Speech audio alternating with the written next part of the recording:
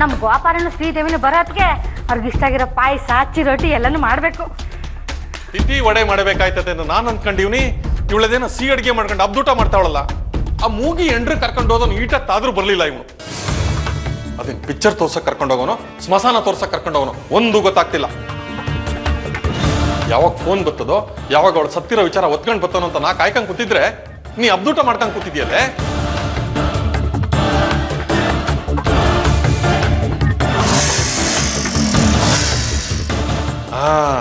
ಶುಭ ಸೂಚನೆನೆ, ಒಳ್ಳೆ ಸುದ್ದಿನೇ ಬಂದೈತಿ. ನೀನ್ ಸರ್ಸರ್ನ ತಯಾರು ಮಾಡ್ಕೊಬಿ, ನಾನ್ ಬಂದ್ಬಿಟ್ಟೆ.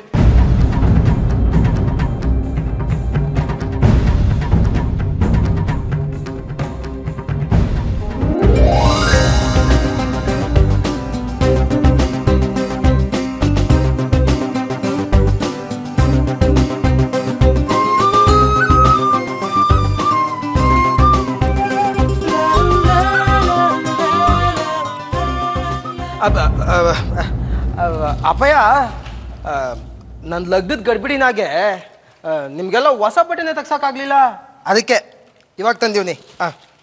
ತಗೊಳ್ಳಿ ಅವ, ಇದು ನಿಂಗೆ. ಅವಯ್ಯ ನೀನು ಹಿಂಗೆ ಬಾ ಬಾ. ಅಪ್ಪಯ್ಯ ನೀನು ಹಿಂಗೆ ಬರಪ್ಪಯ್ಯ ಬಾ. ನಮ್ಮಿಬ್ರಿಗೂ ಆಶೀರ್ವಾದ ಮಾಡಿ.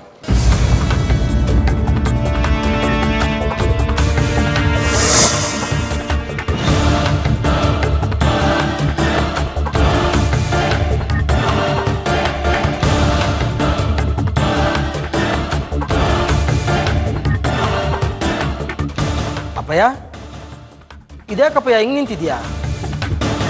ಏನು ಯೋಚನೆ ಮಾಡ್ತಿದ್ಯಾ? ನಮ್ಮ ಲಗ್ನದಾಗೆ ನಮಗೆ ಸರಿಯಾಗಿ ಆಶೀರ್ವಾದ ಮಾಡಿದೆ, ನೀನು ಕಾಲು ಕಿತ್ಬಿಟ್ಟೆ. ಮನ್ಸ ಅಂದ್ಮ್ಯಾಕೆ ಇಲ್ಲಿ ಶುದ್ಧವಾಗಿರ್ಬೇಕು. ಅಪ್ಪಯ್ಯ ದ್ವೇಷ ಗೀಸ ಅಂತ ಸಾಧಿಸ್ಕೊಂಡು ಅದೇರ್ಡು ದಿನ ಅಂತ ಬದುಕಾಕಾದಾತು, ಅದನ್ನೆಲ್ಲ ಬಿಟ್ಟಾಕ್ಬಿಡವ.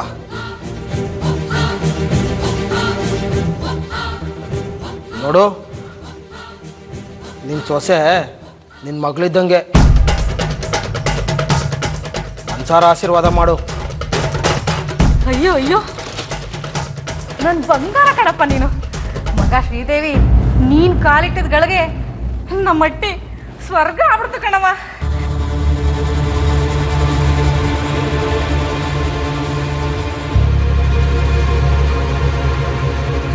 ಅಯ್ಯೋ ಶಿವನೇ, ಇವ್ನು ನಿಜವಾಗ್ಲೂ ನನ್ನ ಮಗನೆಯ?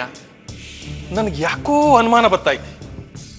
ಅಲ್ಲ, ಪಕ್ಕದಲ್ಲಿ ಪಟೇಲ್ರ ಮಗಳನ್ನ ನನ್ನ ಮಗಳಿಗೆ ಲಗ್ನ ಮಾಡ್ಕೋತೀನಿ ಅಂತ ಹೇಳಿ ಮಾತುಕತೆಯನ್ನು ಮುಗಿಸಿ ವರದಕ್ಷಿಣೆ ಅಂತ ದುಡ್ಡು ಇಸ್ಕೊಂಡ್ಬಿಟ್ಟಿವ್ನಿ.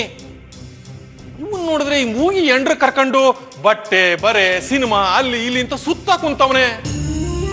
ಈ ನನ್ನ ಮಗ ದರಿದ್ರದೋಳ್ನ ಇವತ್ ಸಾಯಿಸ್ತಾನೆ, ನಾಳೆ ಸಾಯಿಸ್ತಾನೆ ಅಂತ ನಾನು ಕಾಯ್ಕೊಂಡೇ ಕುಂತೀವ್ನಿ. ಇವನೇನಾನ ಅವಳನ್ನ ಸಾಯಿಸ್ತೆ ಹೋದ್ರೆ ಆ ಪಟೇಲ್ರು ನನ್ನ ಸಾಯಿಸೋದಂತೂ ದಿಟ. ಈ ನನ್ನ ಮಗನ್ನ ಹೆಂಗ್ ದಾರಿಗೆ ತರೋದು?